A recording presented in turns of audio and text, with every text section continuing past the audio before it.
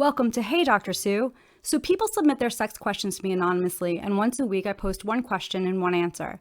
Do you have a sex question you've always wanted answered? Go ahead and check out the description for information on how to submit it anonymously. This week's question is, are demisexual and gray asexuality an actual orientation? If so, are they considered the same thing? If not, what is the difference? There may be some people out there who are listening to this who've never heard of demisexual and gray asexuality or even have a good understanding of what sexual orientation actually is. So let me do a bit of explaining before I answer the question. A person's sexual orientation is based on who they are attracted to. It is not defined by their sexual behavior.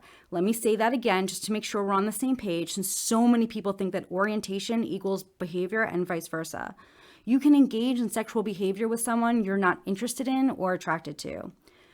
When you talk about orientation, or at least when I do in my classes, most people seem to assume that there's only three: heterosexual, homosexual, and bisexual. These labels don't fit everyone, and they're really based on a gender binary. Today, we see people identifying outside of those labels and using terms like gray asexual, asexual, and demisexual. So what do those terms mean?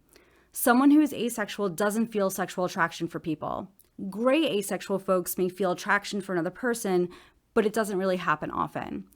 Demisexual is used to describe someone who feels attraction for someone after they formed an emotional bond with them. Are they orientations? Technically, yes, since those terms describe who a person is attracted to. And even if they didn't meet the definition of what an orientation is, if a person is using one of those terms for themselves, then that's what matters. Do they often get overlooked in discussions of orientation? Absolutely. And I think that's got to change. When we talk to people about orientation, we need to stop using LGB and be more inclusive by using LGBTQIA+. Is that label confusing for some? Maybe, but I'd rather confuse some people than not recognize others.